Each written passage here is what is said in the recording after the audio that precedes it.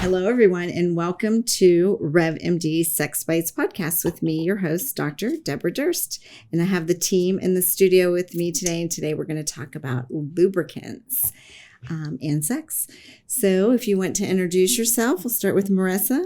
Hello, my name is Marissa Staten. I'm a medical esthetician and laser technician. Thank you for having me.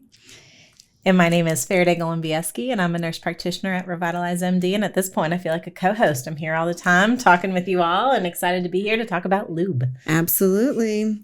They both are. They're here with lots to offer. So we're going to start with lubricants and, just how common it is that people will need different lubricants and, which ones to think about using and which times and whether they're safe in your different scenarios in which you're using them. So anyhow, we can even start with for instance, women, not that men aren't using these by themselves too. Exactly. Men and women both use lubrication. Yeah, everybody uses it. And, again, I think frequently if men are alone, they are using lubricants too. So, but for women, even if we were to talk about postmenopausal, and it's like 100 and almost 160 million women in the U.S. and about 40% at any one time are postmenopausal. So we get dryness, right? Yeah. So we're talking around some 64 million women,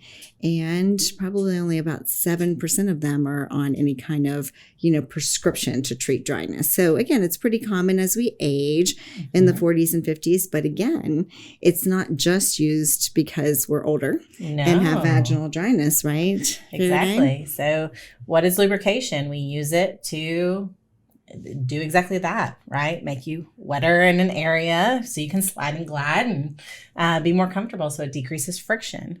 Mm-hmm. It can be used of women of all ages and men of all ages, obviously, for whether that's masturbation or in sexual encounters with a partner. So women during certain times of the month, even younger women that are not postmenopausal or menopausal, we have certain times where our estrogen gets high and low, especially low, and it can cause some dryness at certain times of the month where we might need a little bit more. I think I was in the research for this podcast, I had read in an article where one of the providers had said, asked a very direct question. Have you ever had burning when you peed after sex? If you've had that, you've probably had some micro tears. You probably could have used a little lubrication during that experience, because what you're doing with those micro tears is making an opening in the skin that sets you up for bacterial infection or yeast infection. Urinary tract infections after. Exactly. If you're not nice and wet and lubricated. And then again, not even just the certain times of the month, but birth control pills will make women dry, and some of those will lower testosterone. And again, just normal cycling might make you dry if your estrogen's low. So yeah, there's medications that can do it as well. Or you just use it for pleasure and comfort. Well, and pleasure is one big reason why people do use this. Or prolonged sex. There's some times when sex might go on for a long time, and that's drying no matter what. Doesn't matter what stage of life you're in, that's going to be drying. No, yeah. There's no woman that can stay. Well, let's face it. I mean, we're primarily the lubrication, for the sexual encounter, right? Absolutely. There's, some lubrication from men, but we're pretty much the lubricant for that. And there's no sexual encounter that goes on for a long period of time that any woman is not going to get dry. They're going to get dry. So then you need it. And again, if a guy's taking maybe say PD5 inhibitors and is going to last a little bit longer, or refractory period doesn't last as long, those are times we need it. So we're talking about those guys that are taking Cialis and Viagra, whether they need it or they're using it so that they can have these longer episodes of sexual activity.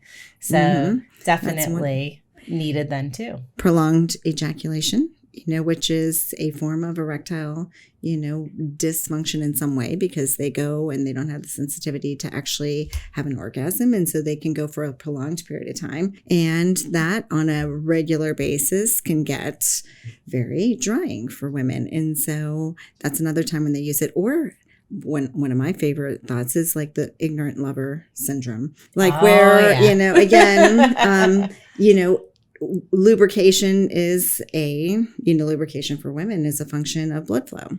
Absolutely. So we have to be aroused and have, increased blood flow to an area to have lubrication. So if you're going right at it, guys, it's not a good way to go. There's steps, fellas. Back it up a little bit. Yeah, I mean, come on. 4 minutes to foreplay. Give Yeah. us something here. That's the treatment. So again, women need to be aroused, and the more aroused they are with it, the more lubricated they're going to be. And so if you go right to it, it's not just all about the penis, right? Absolutely not. She should almost forget you brought that to the party. And, we're talking about lubrication. We've been talking a lot about just sexual activity and where it can be used in other situations. So it can be used vaginally, it can be used anally, it can be used orally, it can be used for masturbation. So there's lots of scenarios in which lubrication can be used. So it doesn't necessarily have to be just in older women or younger women or certain times of the month. It can add a little extra at any time. Correct. And then there's always those other routes, such as anal sex. And again, we want to think that maybe that's just the same sex, happening, but it's not. There's a lot of heterosexual couples having anal sex, and that's another time when you would need lubrication. Absolutely. And if you're into water sports, that might be another time too. Sex in the hot tub, in the pool. Yeah. Then shower. Yeah.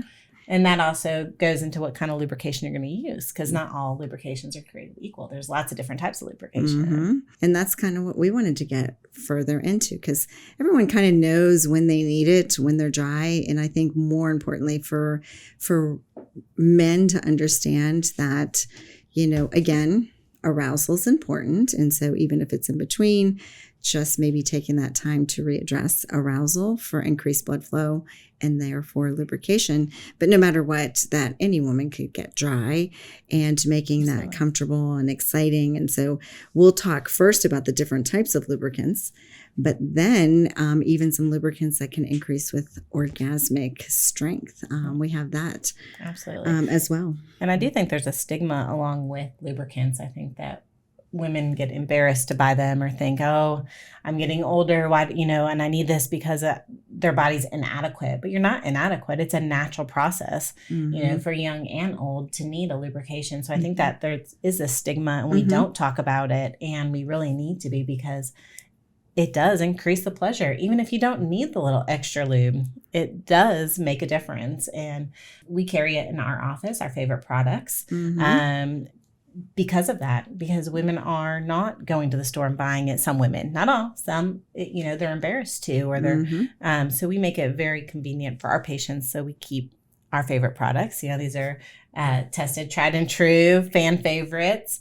Definitely not backed by any company or anything like that. The ones that we have in our office are the ones that tried, tested, and we love. Exactly. And so those are the ones that we can recommend. And again, so it's almost like, again, as our women and our patients, like the older patients that are actually doing hormonal optimization, and again, they're optimized to the point where vaginal dryness isn't really an issue. But you're right, they're more sensitive to when they get dry, as if it's an aging issue. And it's not. And that's one of the reasons why we wanted to do this podcast, is to let everyone know that.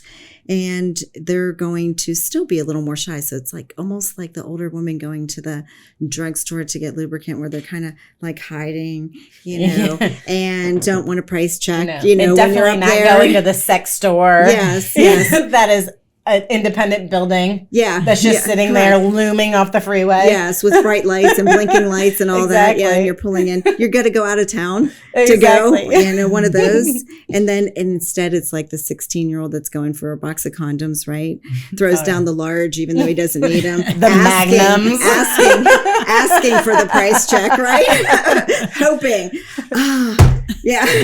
That's me. That's me. So just so that they know that it's common. But again, we carry it in the office because we know that not all women want to go to a store and buy them. And so that's why. But anyhow, so some of them, like again, water-based ones, oil-based, silicone-based. There's hybrids that are a little bit of water and silicone. There's natural. There's people at home doing the DIY, stay away from that, guys. You're going to end up with an infection. Well, Don't do it. that's a huge, learning point, I guess, is that we don't want to use what's in the pantry at home in the kitchen No. because vegetable oil, olive oil, and even though I know I've seen a lot of women report coconut oil, and again, as we get older, what does change, and it's not the dryness that women need to worry about because that happens at all ages. It's the pH, like the amount of insult that our vaginas can take is limited Yes. versus before. It narrows. It as we narrows, age. yes. So we just can't take the insult that we once could take. In a younger girl, they can take lots of different insults, and it's meant, to adjust pH easily, and we don't adjust as easily. So some things to think about are pH, Absolutely. balanced lubricants, So that'd be like your water-based and then or your natural. or actually there's some products for all of them. Like all of the ones that we carry are like osmolality and pH balanced for women, and so that it's not going to cause infections. And Absolutely. so because otherwise those home pantry items will definitely set you up for an infection. Absolutely. And honestly, one of our favorites in the office is a oil base, which uses coconut oil, but it's a coconut oil meant for the body, and it's a natural. It's not what you're pulling out and putting in your pan at home. So, and it doesn't have any parabens, which can affect estrogen activity. It doesn't have any glucose or sugars in it, which can set you up for yeast infections. So you definitely need to look at what you're buying, look at the ingredient list, and have that base knowledge so that you're not setting yourself up for a later issue after the fun. And I think that, finding things that are paraben free, which also can be, cancer causing as well. Absolutely. And they're in a lot of products, and again, approved to be in those products, but should not be. They're used as preservatives and lots of foods. Yes, yeah. And then ethanol, is something that can be drying and irritating. But instead of knowing the whole list, again, finding maybe a water-based, an oil-based, a silicone, a hybrid A go-to. that works for you. And that's kind of what we did in our office is we found ones that we prefer so that we know their pH balance. Women aren't going to get infections. Osmolality is good. There's a 510 clearance issue, which just means that they are approved for, vaginal use and have minimal amounts of infection. So those are the ones and then we do have like a favorite that we'll talk further about on another podcast. And we've brought it up in many of our other podcasts. It seems to Yes. come up often because it is, like I said, another one of those fan favorites where our And we can always, because we do talk about this one frequently, the O-Shot oil. And Faraday alerted me today that there's a new version of it out. a water-based one. Yeah. It's still a CBD oil as well, but it is, or a CBD hemp based, but it is a water-based product, which is exciting to see because it gives, for some women that are not as tolerant for an arousal oil that is an oil base, you can have now that water-based option. So I wonder if it has the same taste and smell and all that stuff. So it doesn't have the chocolate and peppermint. Mm. So it's not listed as a arousal oil. It's just a glide liquid. So just a water-based lubricant, a little bit more boring, I guess, right? It doesn't have the peppermint and the chocolate and all the other stimulants that are that we love so much about the arousal oil, but definitely does the trick from what we see online. So we'll have to get some feedback. If anyone out there has any feedback or has used that oil, please, or that water-based lubricant, please let us know. I'm interested to hear about it. Yeah, we'll have to get that in the office and try it out. We have had nothing but positive feedback for the O-Shot arousal oil all the way around. Men love it too. Oh yeah, absolutely. Yeah. We've had men buy it for their partners in the office before. So And I'm not so sure it's always for the partner. It's for both, yes. Yeah, that goes missing frequently, exactly. right? So we have sure. the water base. So there's the water base is a little bit more forgiving for the pH balance. It's good for vaginal intercourse, masturbation, but the downside of water base is that it is dries quickly. So sometimes you need to use it frequently throughout your sexual encounter. But other than that, it's good for toys. It's good for toys. It's good for condoms. Yeah, because you have to be careful with condom use and lubricants because it can affect the condom and breakage. And then you have to think about sperm motility as well with Absolutely. lubricants. And so, again, the silicone are not good, and oil is not good either, but not for condom use. Yeah, so the oil is not good for condom use. Some oils, so you've got to look. So again, not all lubricants are created equal. The one that we carry in office, it is safe for toys, but it's still, any oil base is not going to be good for especially latex condoms. Yeah. So if you are with if you're married or long-term relationship and the person has a vasectomy or you're on birth control, maybe you're not worried so much about a condom. If you have a partner that you're with constantly and you're in a committed relationship, but where someone else, that might be a very big deal to make sure that condom has the integrity it needs. So an oil base would not be your option you would go to. Silicone is okay for condoms, but bad for toys. So Interesting. So I was thinking still that silicone was not a good condom usage, but that's good to know. So it really just depends too. it depends. I think it's, like I said, we have our favorites. So some of those are probably going to and be it stay on changes, there, yeah, and it does just depends, change. So definitely look at the packaging. But oil-based typically is going to be a condom no-go.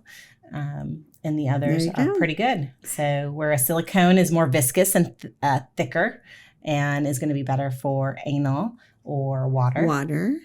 But not good for toys. So basically the only one good, not good for toys, and you do know what we're talking about, right? All toys outside of like maybe glass toys. Otherwise, well, there's some glass dildos out there. I know, but I would just be scared that something terrible could happen with that. Breakage or something. I think most of them are pretty thick. You'd be in trouble. Like you hear I hear glass. Yeah, and I'm like, I would agree. Everything kind of tightens up a little bit. Like, that sounds bad. Well, you just have never tried one then. Exactly, because of that reaction. Yeah, exactly. So that's funny. So silicone would be the only thing not for toys. Yeah. And then oil is the only thing not for condoms. Yep. Right. For the most part. Now there are some exceptions. Now oils will take longer to clean off toys, and they can stain your sheets and things like that. But for the most part, oils are now toy safe. And that's the only thing we're worried about when it comes to staining, huh? Exactly. That's the only thing. Just That's one funny. little thing. Just one. Yeah, but ultimately, when you pick a lubricant of any sort, you really want it to be, again, pH balanced, osmolality. So, the 510 clearance is one of them. So again, just finding the one that works for you. And for and your there's a couple situation. names, that like in particular are go-tos for oil, silicone, water-based, or hybrid. But you want them non-irritating. You want them to last long, again, not to be messy. So minimize the stain, right? Right. That would be one thing. You want them to be paraben and glucose free. Yes, ethanol free. Organic is preferred. So there's some things that you'll be looking for those. And again, those are great for women in maintaining vaginal health and not getting infections after, because the last thing you want is to go hours, which is sometimes what If you couples are want. so lucky, right? If you're so lucky and that's what you want. And then you don't get an infection after going hours. That's perfect. It's the best of both worlds, right? Absolutely. So, and then the Oshad oil is one of our favorites for sure. And that's because, and we'll talk further, but it has like some healing properties of CBD, but it's also very stimulating. So one of the ones that, again, you can get some healing properties for the person it's on, for the person that might ingest it, and it tastes good and it's stimulating. So, and I have had positive reviews all the way around, both men and women. Absolutely. And again, I think when we think about lubrications, we usually just think about it in certain sexual encounters, but it can be used for multiple different times and encounters. So whether that's oral, anal, vaginal, masturbation, toys, water. Yeah. Yeah. If you like the hot tub or pool. Yes, absolutely. And then also for our women that are hormonally optimized, and sometimes there's even some prescription based items that we can use. And so one of them, or some of the ingredients could be DHEA. You can actually have the weaker estrogen estriol in those creams. You can have DHEA in those creams. You can have vitamin A, vitamin E, hyaluronic acid. So we have at least one prescription here that we use locally that has a combination of multiple products in it. That works very well if somebody's already optimized and then they're feeling a little sensitive if they still get dry during sex and wanted to add something but not have a lubricant, at the bedside, then this is another option too. So yeah. And then there's always lasers. Yes. Anything that can increase blood flow, guys, remember that. So really, honestly. For the women too. Yeah. Men and women enjoy. Yes. I mean, they have to have, you got to have a little time. Women need a little bit of time to get aroused. And so just going right to it is not usually something that works for women. And I would love to have women comment, on that in the video. Absolutely. And let us know what their experience is and if they disagree, because I would almost venture to say that most would agree. They need time and arousal and lubrication prior to absolutely penetration. Absolutely. Right? Yeah. I think all women can agree with that. Yeah, then they're ready. Absolutely ready for you. So anything else you think we need to add? Marissa, anything with the 4 minutes to Don't forget your clitoral stimulation before the weekend. Yes, yeah, exactly. 4 minutes. We have some laser treatments that will help increase blood flow in men and in women, and even the Gainswave that increases blood flow. So lots of things that can increase lubrication in addition to what we've talked about. So, but anyhow, so follow along, subscribe, hit the bell, share with friends, and definitely leave comments. Anything that you want to share as far as your experiences, or if you've already tried the new O-Shot Liquid Glide. Yeah, definitely let us know about that. Or if you have a favorite, let us know. We're always open to hear suggestions. Yeah, and we're ready to deep dive into anything sexual wellness. So let us know. We're here to revitalize your look, your health, and your sex life. All right. Thanks.